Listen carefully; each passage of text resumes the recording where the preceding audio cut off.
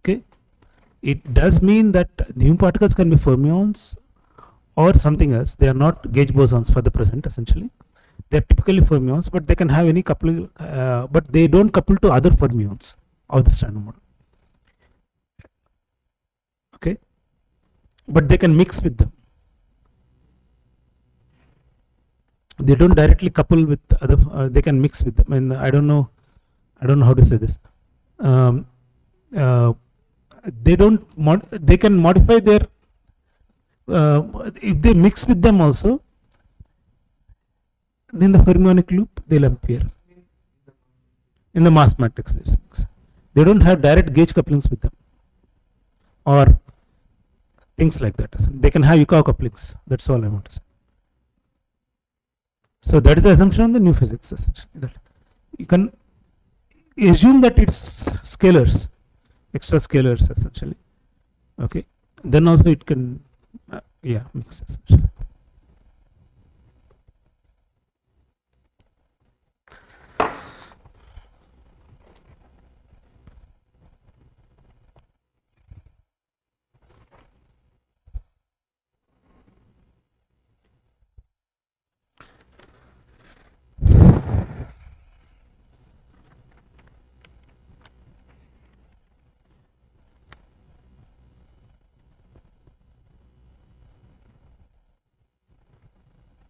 So the basic idea, the pies I have already introduced.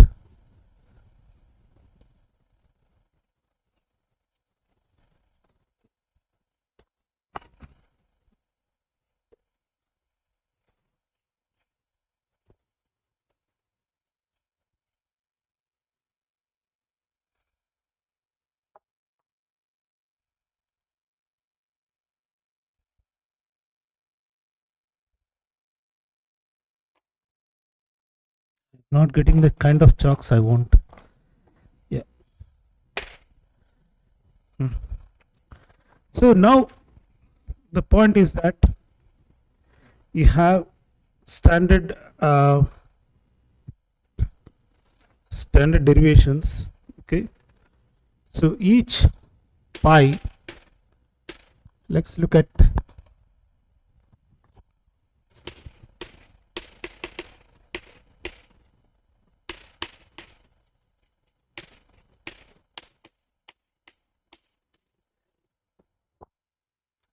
so if there is a pi xy, I'll say what are these things. You have pi xy at some energy, essentially pi xy standard model q square.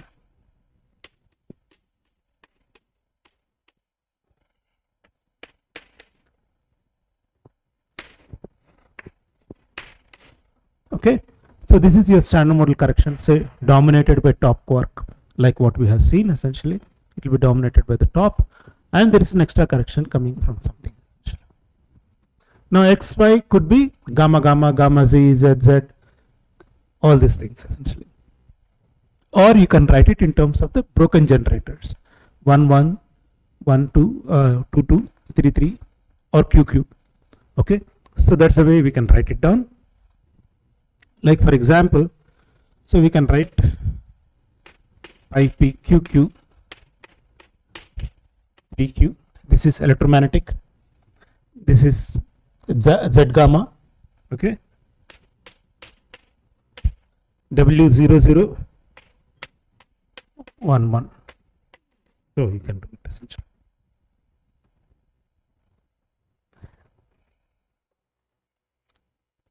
Now at any q square, okay, what you can do is pi nu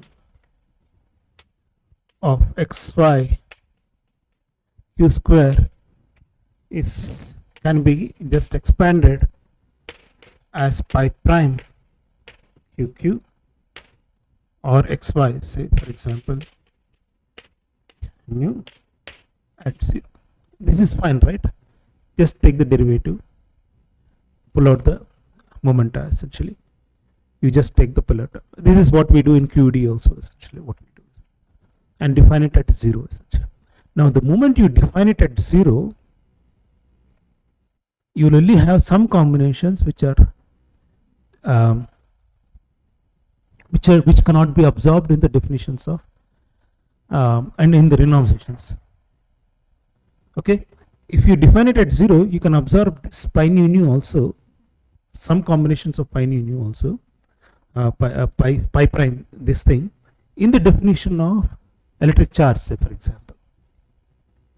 So you can just renormalize it, right? Essentially, you don't have to redefine your charge as something, essentially. In the renormalization of the charge itself, you absorb it. So you say my renormalization, it doesn't have a physical effect.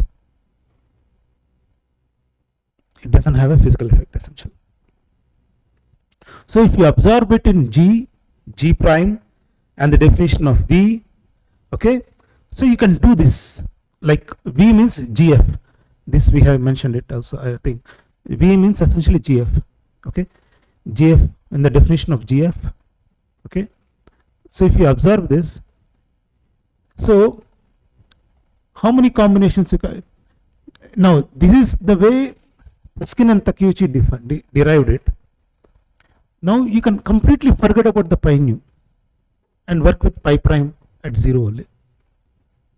Okay, you can completely forget about this thing. So you will have how many linear combinations with this? If you just have pi prime of 0, you, okay, of xy, you will have 3 linear combinations: gamma gamma, gamma z, zz, ww. Okay, so you will have 6 linear combinations.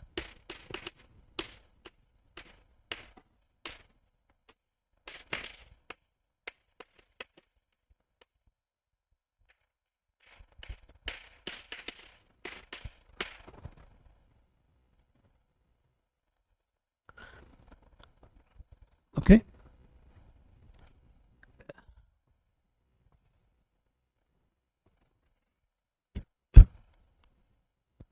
in other words, you can okay, I can explicitly write down these things.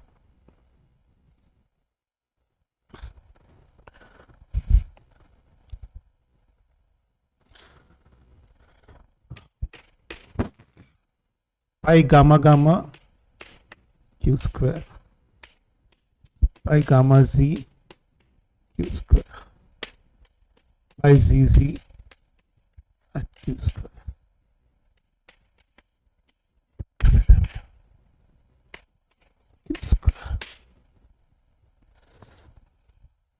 So how many linear combinations you have?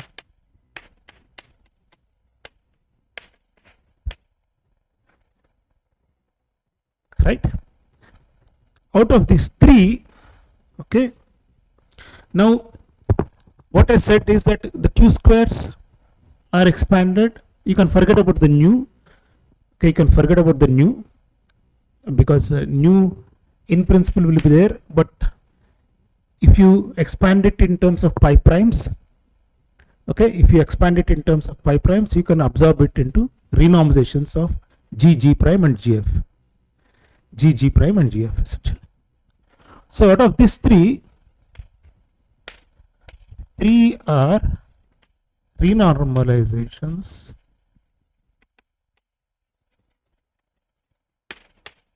of G,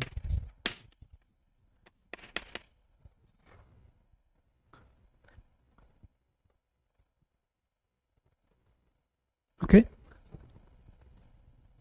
What I am doing, when I do that, my definition is already containing the new component, but the remaining 3 are different, essentially. The point is that the remaining 3 are completely different. Now if you measure them, and I say that they are a standard model, but the renormizations already contain the new physics part also. They contain the new physics part also.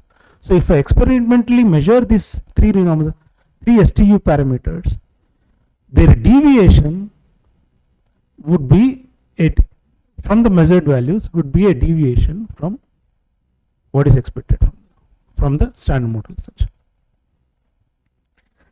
Okay.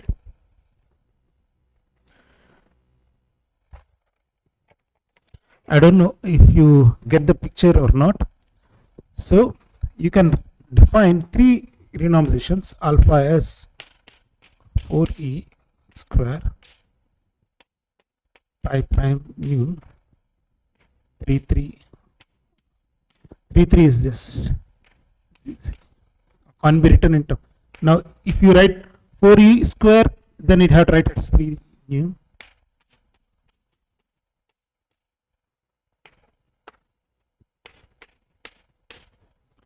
If you change the couplings, this will be z gamma zz. Okay, but you have to modify the couplings in front essentially. Alpha t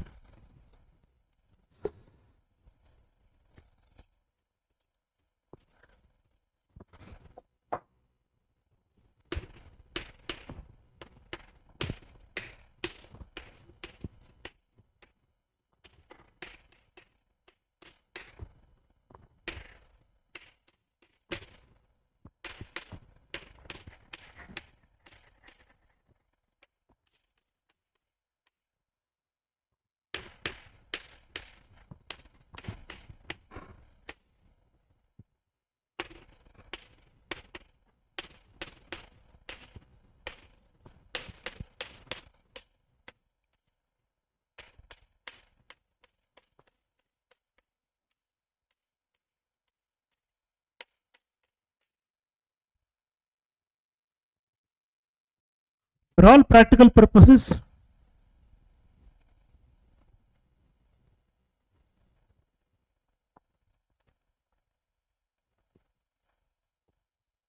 Okay, you can just forget about it, because if you measure that, okay,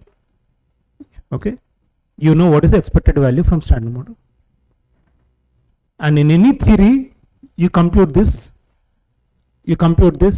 and check if it is matching with the standard model. Okay, in any theory you compute this extra piece,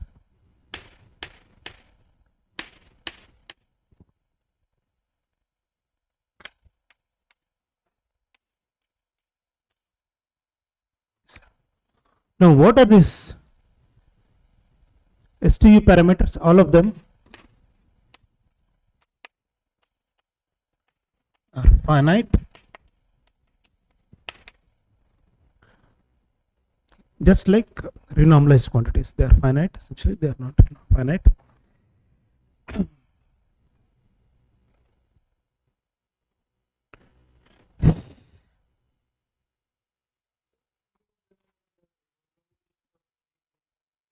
Right, other three are this. Now this is nothing but rho parameter. This is nothing but rho parameter.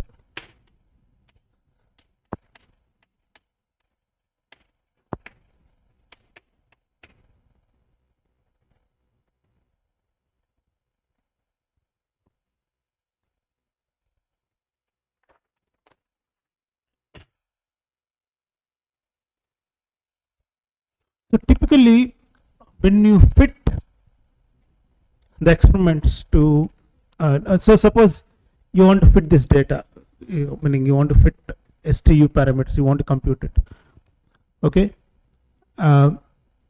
you compute in your theory what these STUs are essentially, and check how does it match with the standard model essentially. How does it match with the standard model? In most analysis we take u to be 0. We take u to be setting to be 0 essentially. It doesn't really give new information. Okay, u is pi 11 minus pi 33. So essentially it is w plus ww minus pi zz. Okay, this one what is this?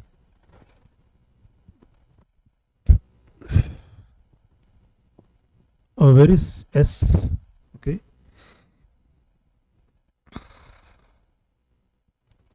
so it has roughly the same information as this, except the couplings are different essentially.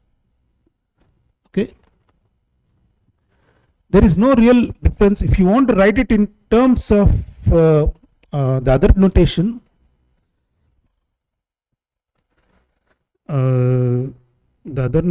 in terms of this thing would be, I should have written it somewhere. And just check.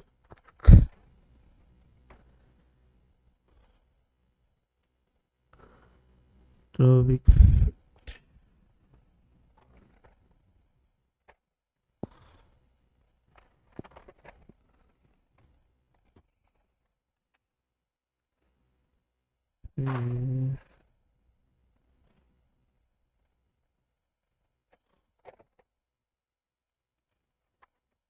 PP bar. Okay. Okay, I don't, but we can look it into it. Okay, okay.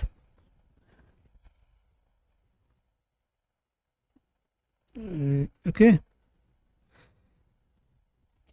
Okay, in the other notation, I think the constants have to be changed. There will be cos square theta, sin square theta, and then W's will come essentially.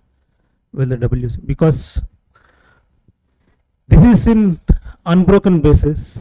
When you write in terms of W's and everything, it is in the broken basis. So yeah, there is a difference.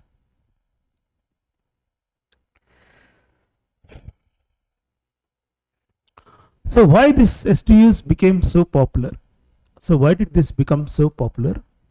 Is because if you have any observable, most observables, okay, so no new information,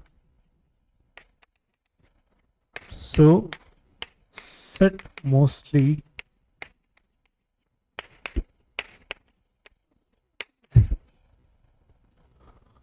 okay. This is alpha EM. Okay.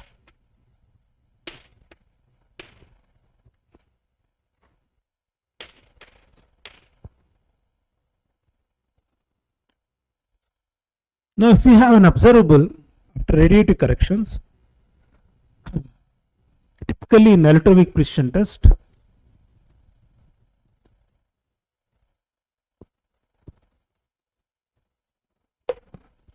what happens is X observable will be X standard model,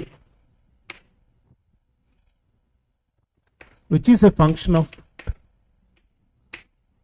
MT and MH, because they are the dominant contributions, top and everything, and AX S plus BX T plus CX.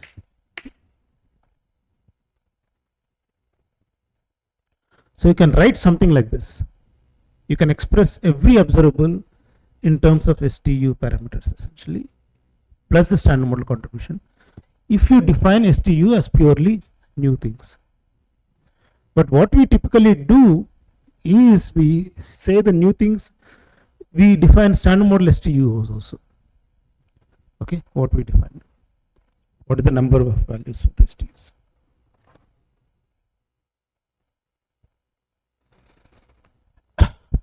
So this will end up giving you a graph and S and T parameters, something like this. Of this is obvious. This will be an ellipse because it will be an ellipse. So I'll show you some things, some measurements of the standard model. So every radiative correction can be expressed in terms of this one. Now, if you have, in most cases, what happens is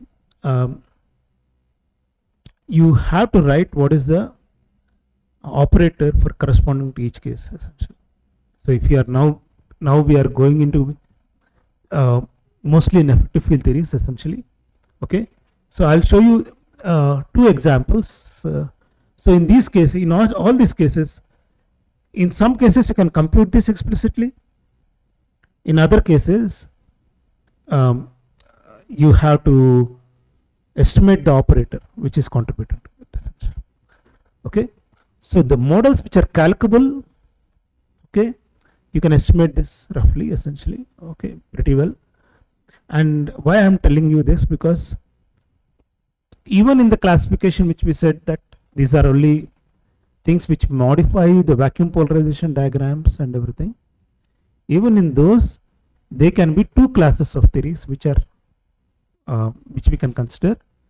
One is a weakly coupled theories, another is strongly coupled theories. Strongly coupled theories you cannot calculate, you can only estimate, okay, and there the sign of the S parameter makes a difference essentially, okay. And weakly coupled theories you can actually calculate the bubble diagram, the S parameter, if it's a weakly coupled theory, which is okay. I'll show you example of each of them.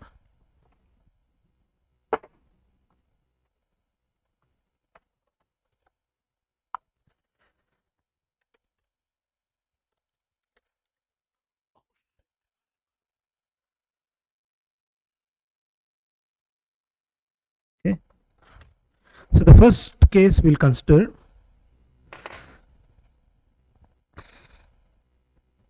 it's a weakly coupled theory,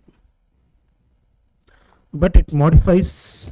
First, we'll do the standard model SNT.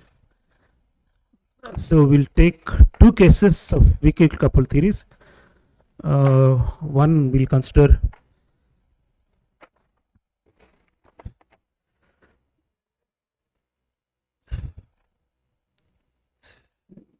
chiral generation, extra chiral generation, and then an extra vector generation.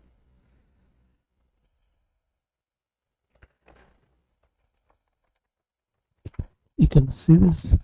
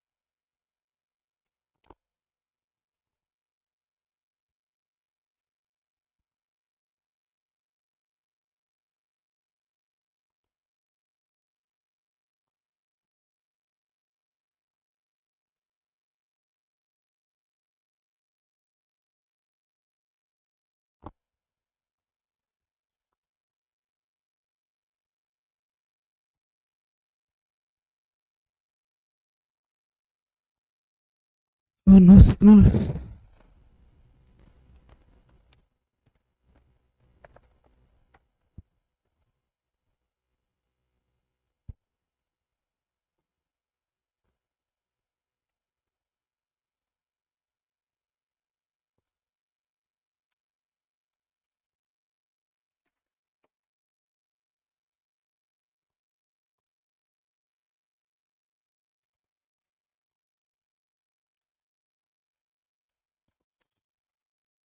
Hey, can somebody call the office actually?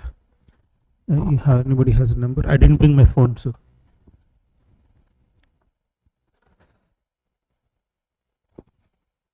Why this is not being seen?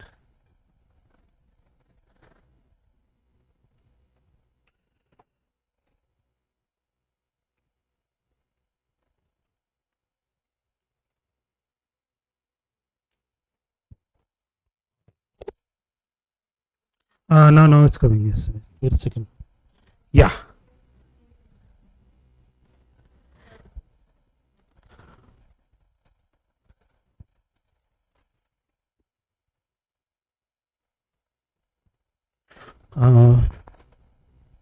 Okay.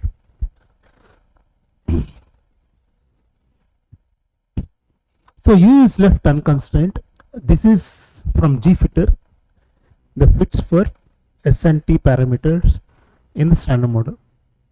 Now you see, this is the point with explicitly taking MH is equal to 125.7 and MT is equal to 1.73. So this gives you a point very close to 0, both of them. But there is a deviation, and in this deviation, you should be able to put your new physics essentially, but the new physics should not go much further. Okay, it should not go like this. It's already 3 sigma. This is already, it's not very large. These are points which are really roughly half or 1 essentially. The t parameter is like rho parameter, which is highly measured essentially. This parameter is also like this essentially. Now if you start moving the Higgs mass heavy, say suppose if I take the Higgs mass to be free parameter, this point of the standard model prediction will start moving like this. So this is the standard model prediction. These are the experimental error bars of STU parameters because they are observables essentially. Okay, these are the experimental error bars. Now within the standard model, it's almost very close to 0. You see 0.0 something. Both S and T parameter. Now if you move the Higgs mass to be a free parameter and the standard model prediction starts moving like this, away from the ellipse. Okay, away from the ellipse. Same thing here. Okay, here it is fixed to be 0 and here it is U is free. Okay, and once you fix U to be 0, you see the ellipse reduces much further essentially. Slightly change the angle a little bit. Okay, there is not much of a difference, but this value, the highest value is 0.1. So whereas this can go up to 0.2. Okay, the angle of the ellipse also has changed slightly, very little. They are observables there. There is this point is just a standard model prediction. Very little line. That is because of the error bars in the empty mass. And now this will go down like this. It is sensitive to the Higgs mass. So if you increase the Higgs mass, you can move out of the ellipse. The center point, the standard model. But the error, so there is small error in the feed also. Yes. So that thickness goes down as we. This thickness goes down because I really doubt this. This thickness will be going down essentially. I think this is really requiring impressive, very large precision in the Higgs mass.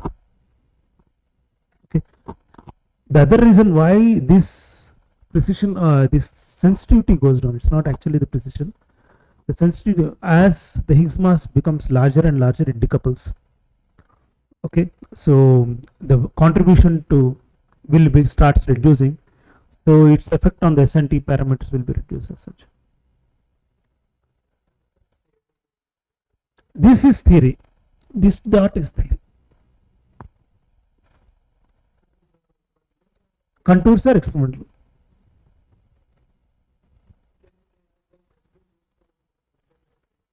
Oh yeah, of course. That's the entire point, right? That's the entire point, that this ruled out very significant models, extremely significant models. Okay. Pardon? What is the? Why it's an ellipse? Because it's just any chi-square fit will be an ellipse. Any chi-square fit will be an ellipse because it's like a square minus b square sort of thing. Any chi-square fit will always be an ellipse essentially.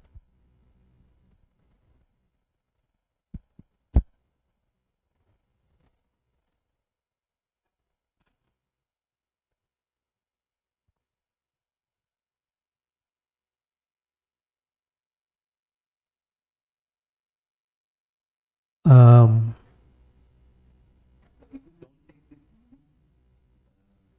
if you take this into be 0, the standard model prediction is almost at the line. Right. Right. Yeah. This is because these are experiment numbers essentially. You can take U as free parameter, meaning you don't left it unconstrained. But within the standard model, you can set U to be 0 essentially, explicitly set U to be 0 within the standard. because it's always x square minus y square. Anubhav, it's always an x square minus y square essentially. Yeah. Sorry, not x square minus y square. X, yeah, plus essentially. Yeah. Good. Alpha t and alpha u, they are almost the same essentially. The coefficients are different, right?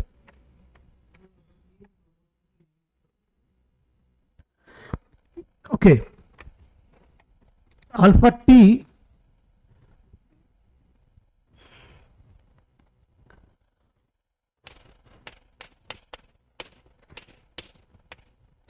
there is a derivative pattern difference between alpha t and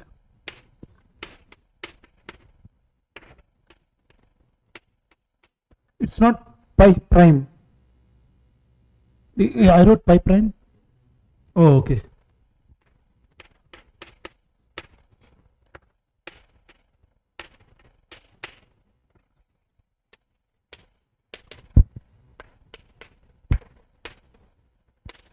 Okay, anyway,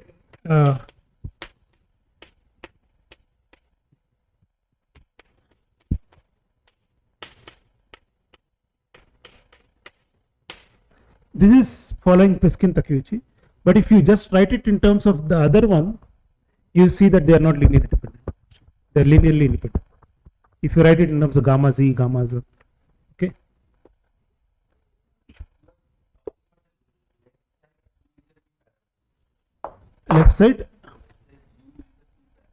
Left side u is a free pair, meaning it's unconstrained. You are not putting it to any value.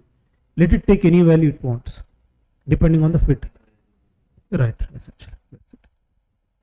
But you have some value, so we can't take any value. No, let the experiment decide. No, experiments don't care. I mean, don't worry about the theory. Okay, experiments don't even care about spin, angular momentum conservation, energy momentum conservation also. Right? In principle, experiment should not conserve. It should come out automatically. Okay. Yeah.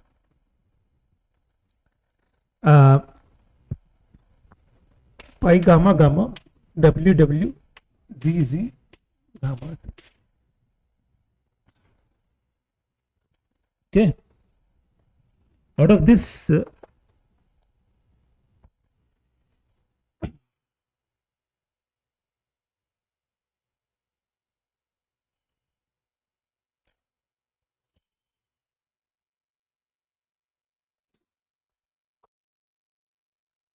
anything which sees the mass difference between upside and down type, which is like isospin breaking effect sort of thing. So 1 1 and 2 2 will be related to the t parameter. Okay, things which are associated with the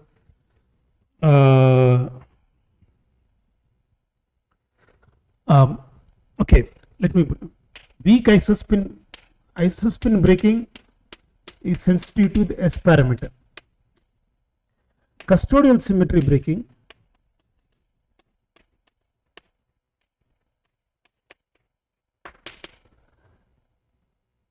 T parameter and U parameter. So custodial symmetry breaking, what is custodial symmetry? It conserves mw square is equal to mz square cos square beta. So anything between gamma z and gamma pi ww and pi zz, pi yeah, this is the main thing essentially. This will be concerned by T parameter. Pi ww1, pi ww2 would be isospin breaking. W1, ww and ww. This is the one which will be isospin breaking. Okay. So what is isospin? Isospin is the doublet structure. So what breaks isospin? The masses. If there are fermions sitting in a multiplet, what breaks the isospin is essentially U and D. If they are massless, isospin is conserved. So if the mass difference is very large, it will be constraining the S parameter.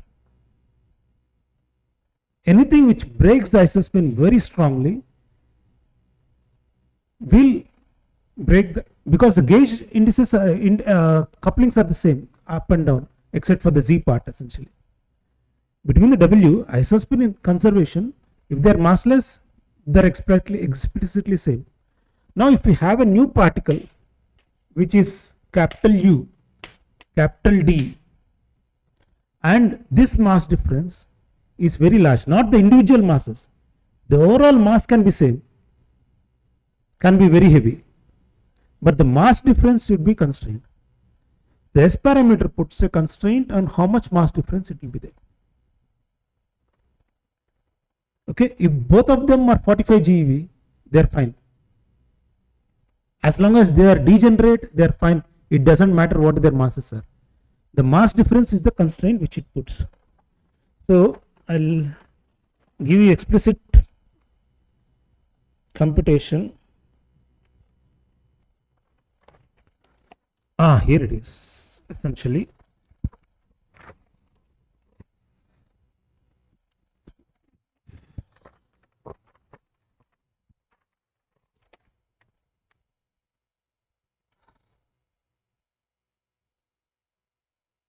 There is a limit. Yeah, I had them in my notes. Where I put them.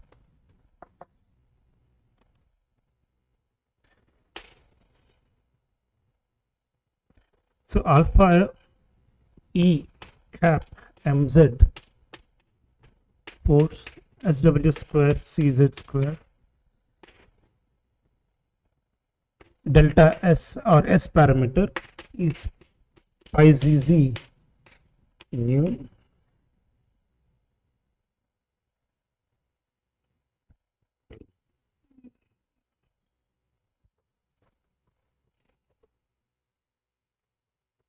it's a long okay, it's a long thing.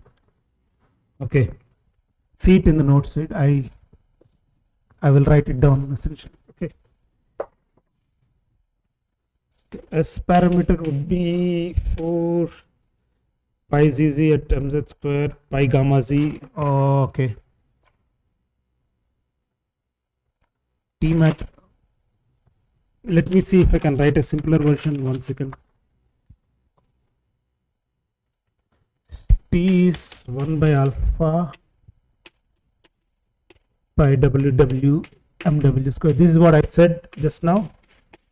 Pi ZZ at 0 mz square minus 2 S by C pi gamma Z mz square.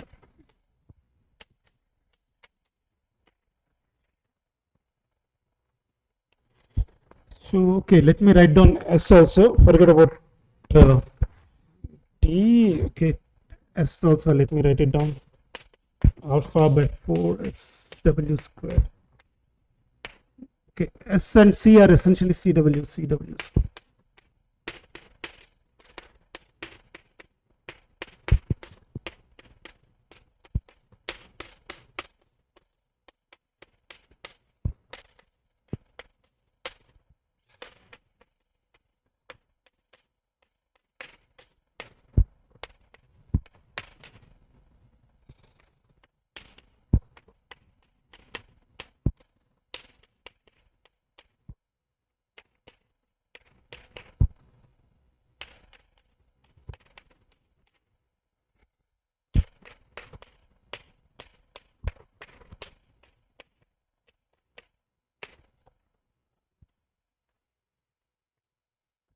Now you are subtracting at mz square and m0 square essentially, so that why you can separate the new part.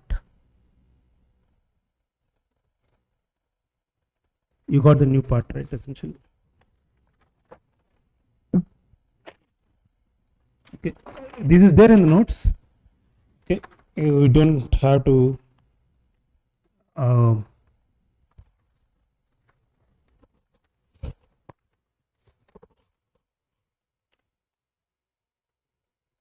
do it essentially, yeah.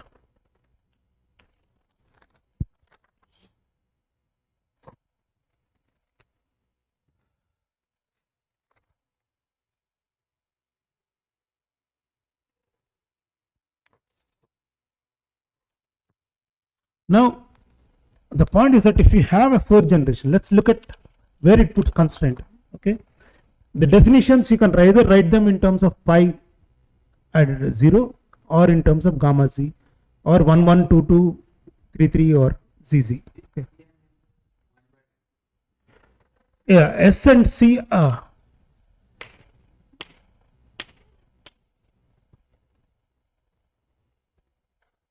Weinberg angles.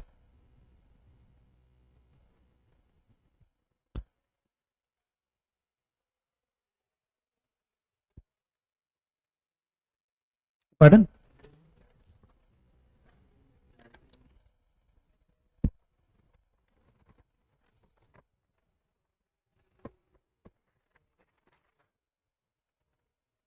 Mm.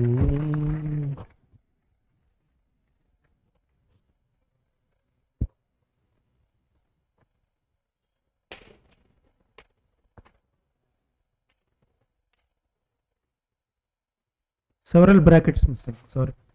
Okay. Yeah.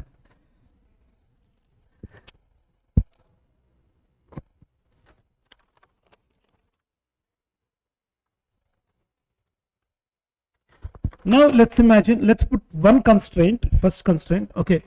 Like I said, t parameter is nothing but rho parameter. Delta rho is nothing but alpha.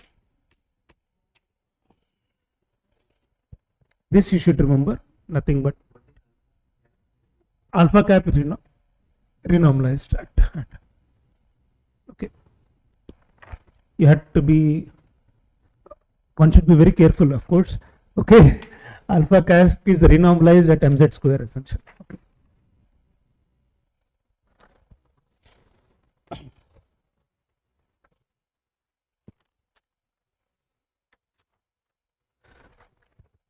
But for when you are using it, we have to be very careful what you are using. Okay, when we are fitting it and everything, every term matters and everything matters. The scheme matters, everything matters. So what we will do is, I wanted to do the model with chiral multiplet. This is an example I did some time ago.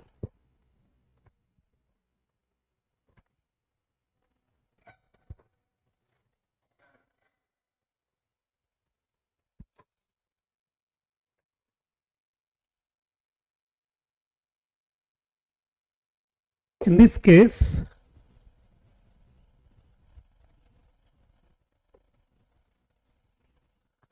let's consider 4th generation chiral symmetry, chiral multiplet.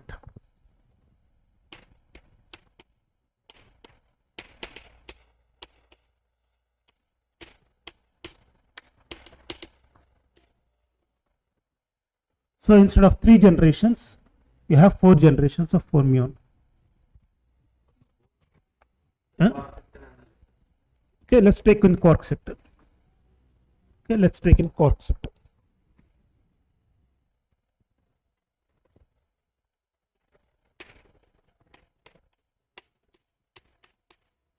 You can say that in the leptonic sector, it's ruled out by invisible decay width of Z. In the hadronic sector, how it is ruled out?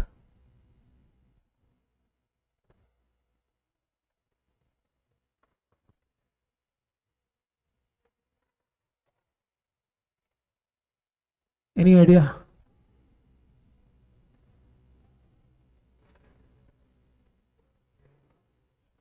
Again, okay. In the leptonic sector, you have Z going to nu bar. which puts you the number of generations should be only 3. Okay.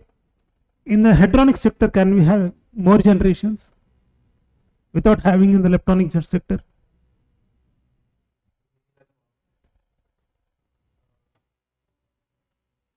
There are several constraints on it. No, theoretical constraints. First, we'll start with theoretical constraints and then we'll ask experimental constraints.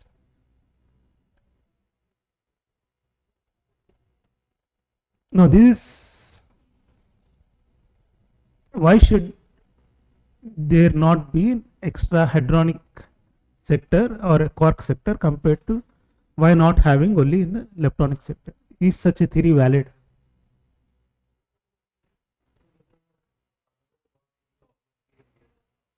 Let it be.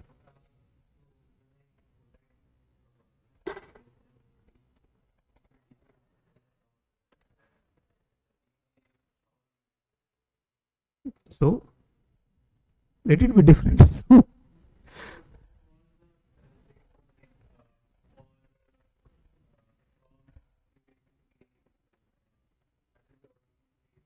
that's also true. We'll use all of that. Okay, let's assume because we are talking about 4th generation fermions, it's the same theory. We are not modifying the standard model gauge group. Asymptotically free, you are coming closer, but it's not asymptotically free. Some other feature of standard model. How are anomalies cancelled in standard model? Yeah, chiral anomalies, right? How are they cancelled? Generation by generation, or do you need to have 15 particles for each generation? Only then they cancel? Okay? No? No idea? You haven't studied anomalies? Okay. Okay. Right, right. So, yeah. So, because these are chiral anomalies, okay? So, generation by generation, they cancel essentially. So, if you have one generation in the quark sector, you should definitely have a leptonic generation. So, otherwise, the theory would be anomalous. Okay. Anyway, let's assume that there is a.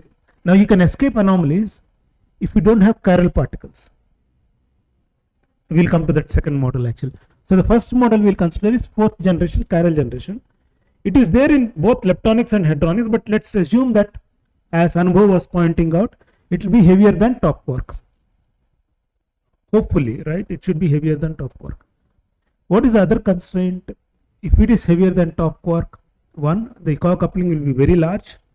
It will be non-perturbative. Number 2, the Higgs production cross section at LHC goes with the top quark. So it rules out the 4th generation chiral generation. Okay, so there are experimental constraints, there are theoretical constraints on a 4th generation. But let's look at, because it's a toy model, this model doesn't work, but let's just look at the constraints coming from electroweak fission test. So let's assume that there is an extra 4th generation Q prime, which is exactly same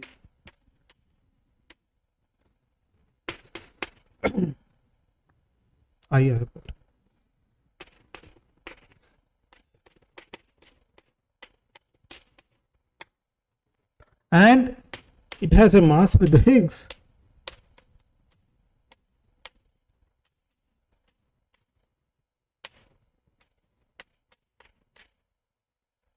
You can escape this by putting additional Higgs, okay? That's not a problem.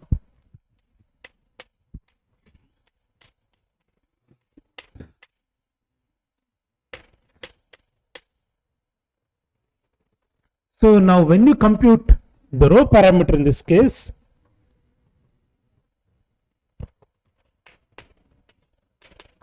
formula is m1 square plus m2 square minus 4 m1 square. You can explicitly calculate it. the loop calculation. So that means I am calculating the t parameter. I can calculate it, assuming that these couplings are still perturbative. Assuming that these couplings are still perturbative.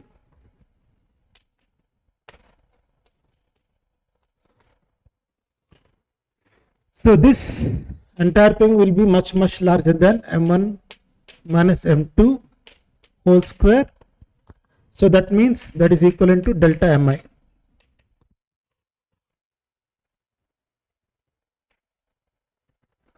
Delta mi square. Now this rho parameter you can calculate, and this puts a constraint that sigma I is equal to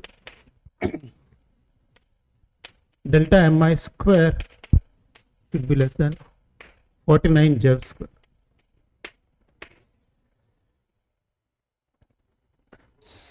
You can compute this. This is a toy model. You can compute this loop function, and you see the mass difference between the up type and down type within delta rho, which is means delta rho means anything beyond standard model, anything beyond standard model, okay, should be always less than 49 Jev square. So you are putting a constraint on the mass difference between any new chiral generation. This is chiral generation. Any new chiral generation just from the rho parameter.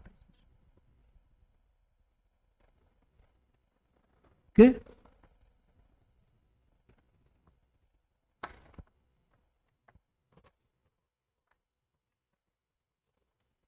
Now another example is with vector like quarks.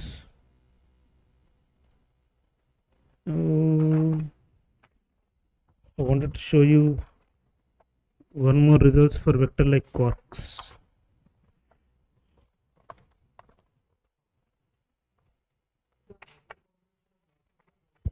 Pardon?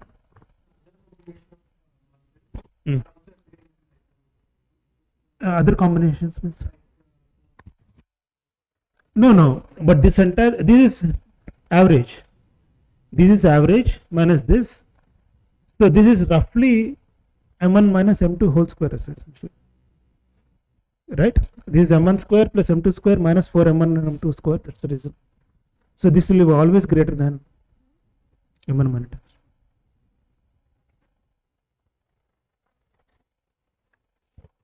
So this is G fitter. Now another model which is by Krebs and company, which is a very interesting analysis by Krebs and company. I'll show you the result.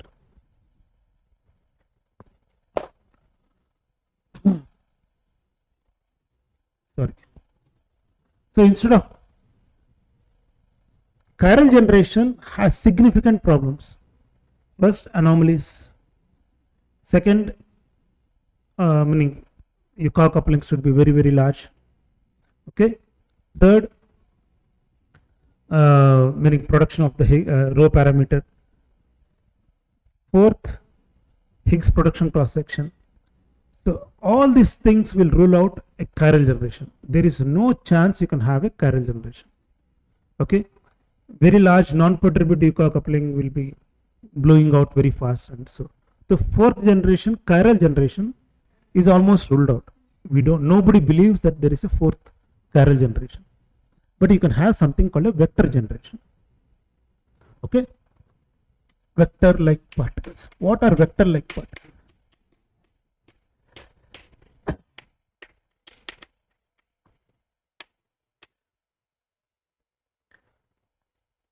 So this is a nomenclature which is very misleading.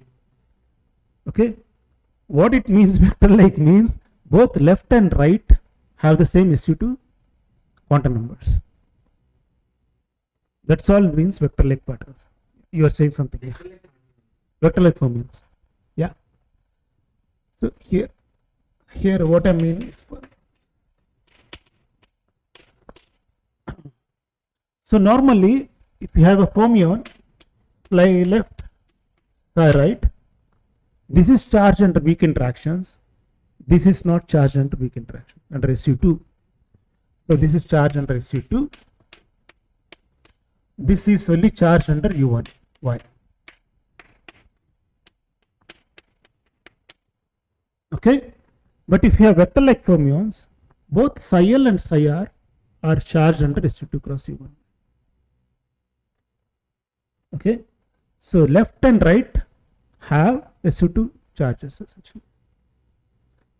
Okay. So this left and right, so it's not a chiral fermion. It's a vector-like fermion. It's called vector-like fermion, just to distinguish between a chiral fermion. Now this vectors typically means some other meaning actually. Okay. Vectors means fundamental representation, right? Essentially normally when we say, but here it means something different. Normally when we say QCD is a vector theory or QED is a vector-like theory, it means it's not a chiral theory. Okay. In that sense it's a vector theory, vector fermion. So QCD is a vector theory because both left and right have the same interactions. Okay. In that sense it is a vector theory. Here what it means is that the full fundamental is charged for the both left and right parts. It doesn't distinguish between left and right. Now what it does, the moment you do that, you can allow terms. Pardon?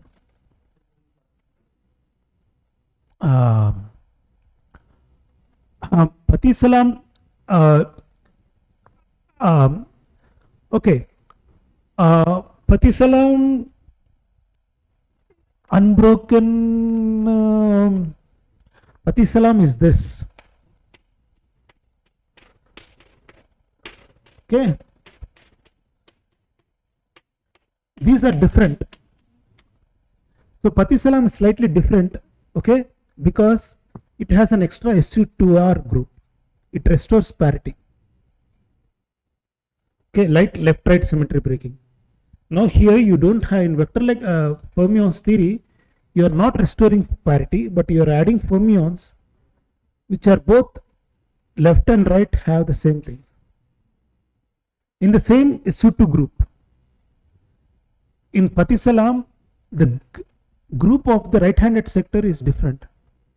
It's a different SU2R. SU2L. Okay, this is a very important distinction. Both of them are charged under SU2L. Okay, so the gauge group is still fixed under SU2L times U1Y. Okay, you're not putting any restoration of parity or anything, absolutely. So now what this allows is that it allows for bare mass terms.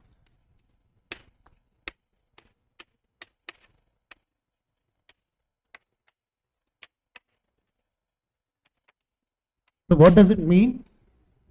You can write terms like psi bar psi. If it is a vector-like fermion, you don't need a Higgs mechanism to write this mass term.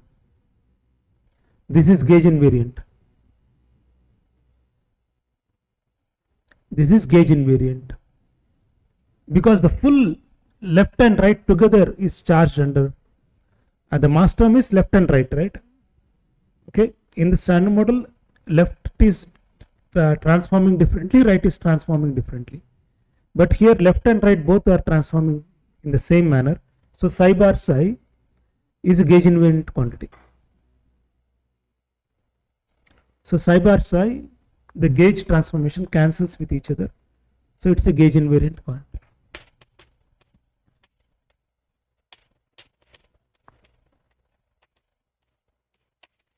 So the Yukawa sector, Yukawa of the standard model plus, let's write one extra vector-like fermion. Vector-like fermions have no anomalies.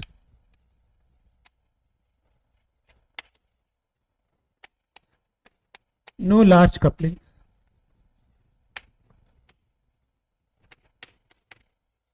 So no anomalies, no chiral anomalies. You don't need electrons. There are no chiral anomalies because it doesn't distinguish between left and right. So it cancels off. This left fermion anomaly will be cancelled by the right fermion anomaly. So the extra fermions are already inbuilt to cancel the thing. Okay. These also used many places in dark matter theories also actually. Yeah, many places. Ma built some dark matter scotogenic models and stuff like that, where the anomalies are cancelled by themselves. So extra. No large Yukawa couplings, no Higgs constraints. So what we are interested is what is the electroweak precision constraints. Okay. So if you let's write 1 QQ MUU plus MDD.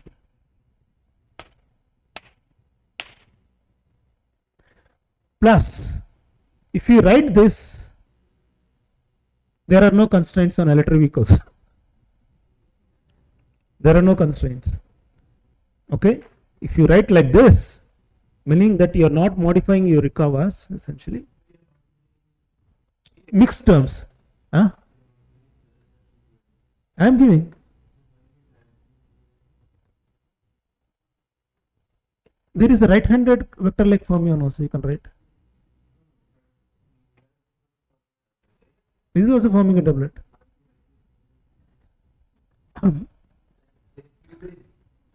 Q has different hypercharge. This has different hypercharge. This has different hypercharge. D has different hypercharge.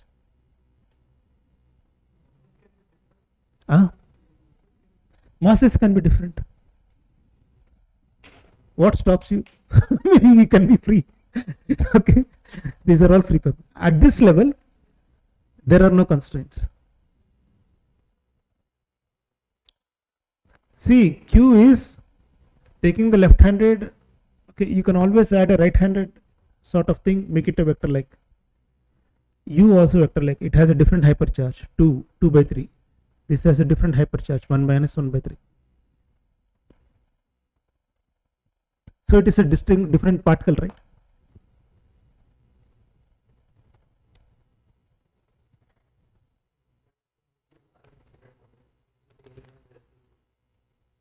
UR is a singlet and residue.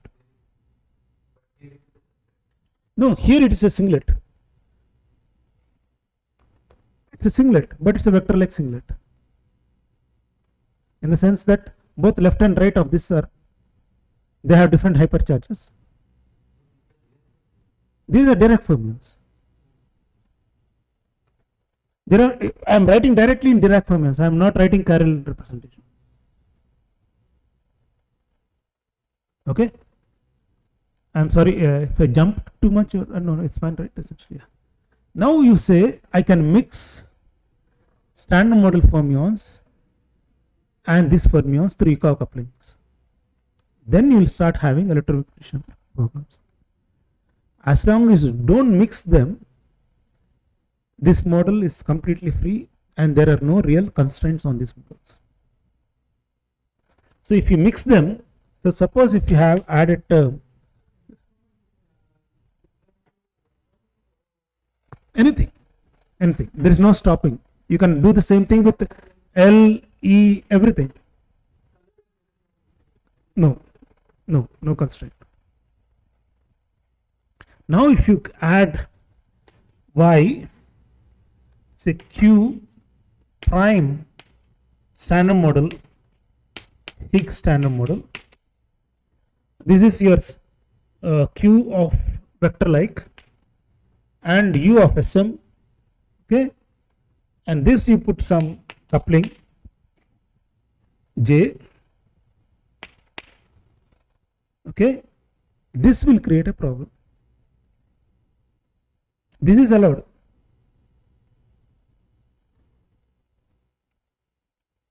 So one of the fermions is standard model fermion, other fermion is a vector like fermion, and the Higgs, this is allowed by gauge theory. So if you start mixing vector like and chiral fermions, which is allowed, but this will be a matrix actually. I wrote it like this. This will be a matrix. Okay, look at Cribbs, Graham Cribbs. I'll show his results, and also very nice results by Stephen Martin.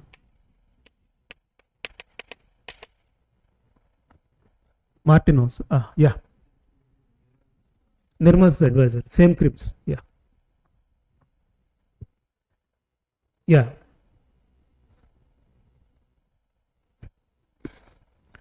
Okay, now this will spoil your S and T parameters, T parameter in particular essentially. So I'll show you the results. So this is the second example. So the result for today is that this is colored. That's fine. Here also, yes, they are colored. Color is matching.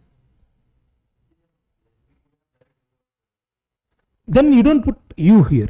You put E. You can do the same thing with leptons.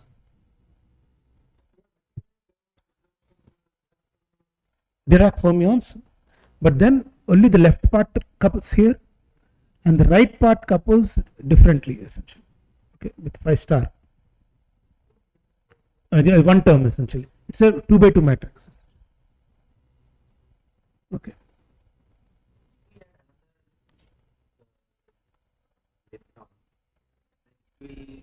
You guys are interested in vector like leptons. Yeah, same thing for leptons. If there is a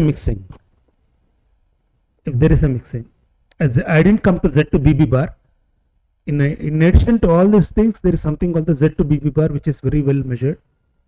Okay, and like you are saying, Z decays also play a big role. Yes. Now,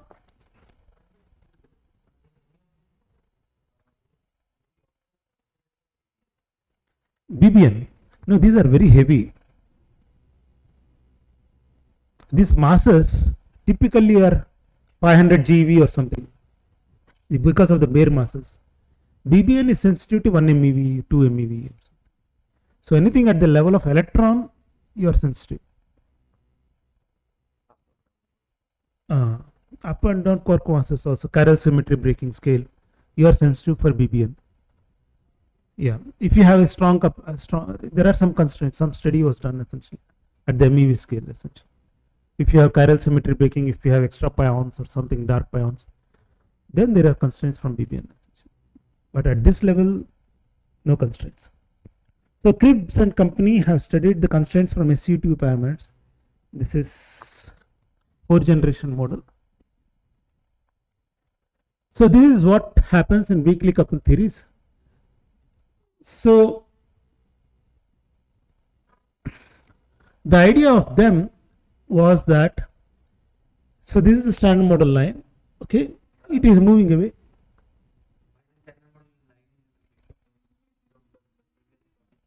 No, this is standard model. Sorry, this is standard model, right?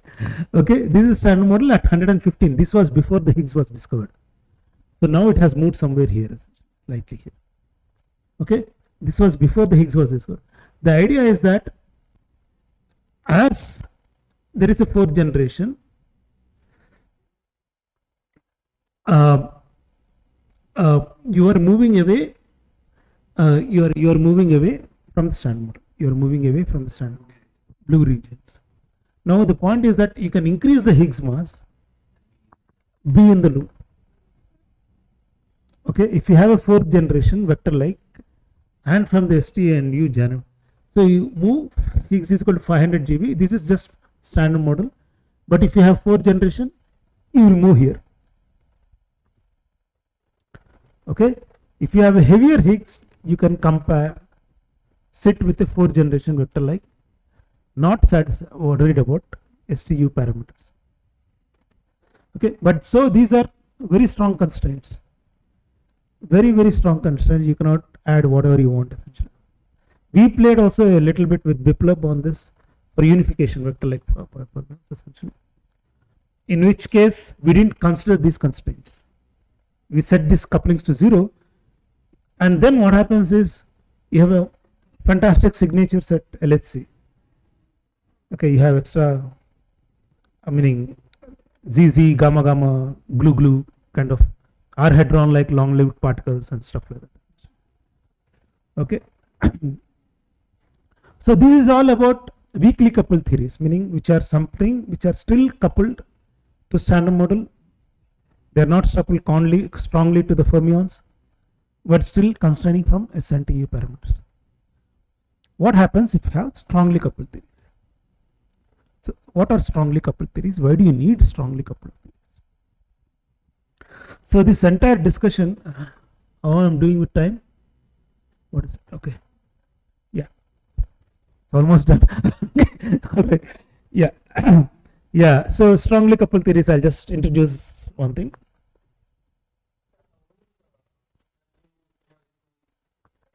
That's a good question. This was answered by if you have two Higgses, things are much better. You can play with the vacuum expectation values and stuff like that essentially, and we can make one of them heavy anyway because of the alignment limit and everything. So you will be in a much better off essentially. Okay. It won't be as strongly coupled as a single Higgs. Two Higgs actually you can play a lot. It looks simple, but it is very nice actually. I'll leave in 5 minutes, 2 minutes. Okay. Okay. Okay. Right. Yeah. So this entire analysis started by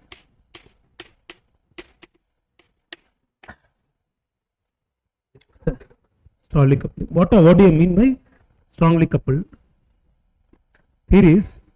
Why did you need strongly coupled theories? This was to explain. This is a paper which all of you should read.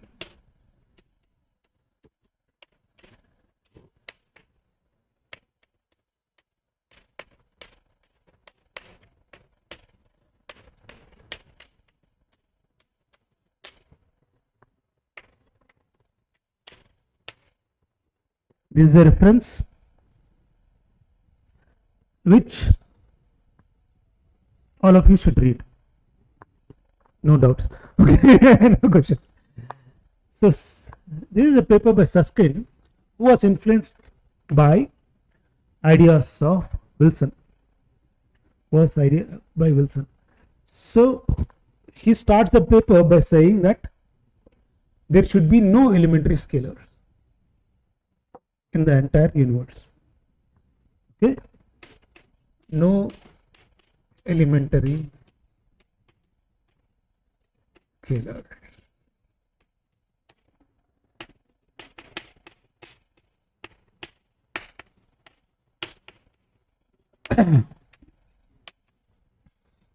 So he was influenced by the Wilson's renormalization group analysis, and after discussions with him, and he makes the claim that there should not be any more elementary scalars essentially in the theory. Now this puts spontaneous symmetry breaking at a risk. If you don't have an elementary scalar, you cannot have spontaneous symmetry. Okay. So how do you solve this problem? So you solve this problem by mimicking spontaneous symmetry breaking by strong dynamics. And that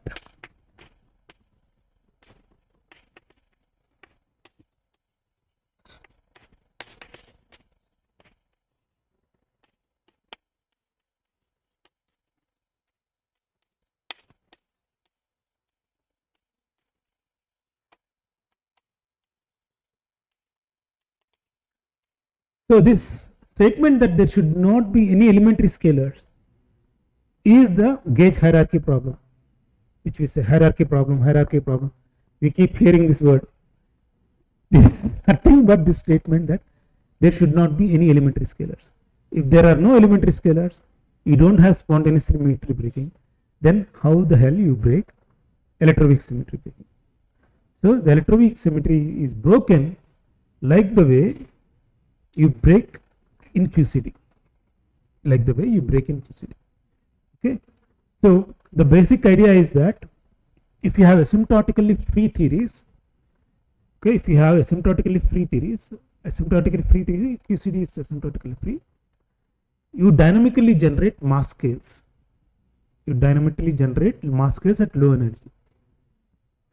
That's the basic idea. So if you can generate masses, then so you have to generate masses, right? That's the entire idea, that you have to generate masses for W and Z bosons, and you should also generate masses for the fermions. So you consider that instead of a Higgs mechanism, you have a dynamical mechanism in which there is an asymptotically free theory which dynamically generates masses. So that is the starting paper of technical. This is the starting paper of technical. It's a wonderful idea, but this dynamical symmetry breaking is very old. These ideas were there for QCD purposes, understanding purposes by Nambu and Schwinger and all these people essentially.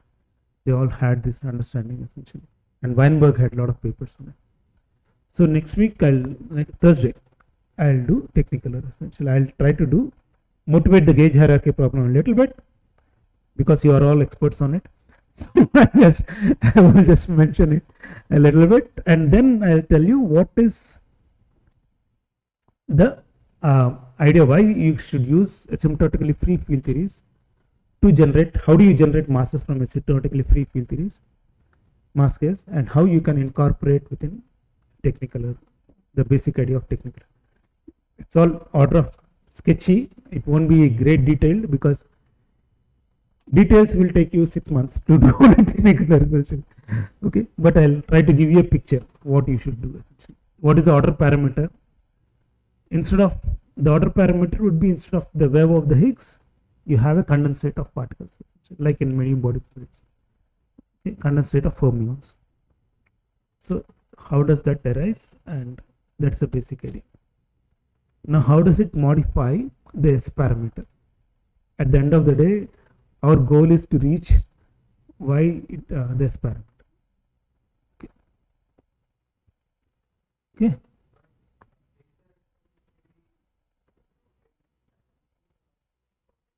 We found the Higgs.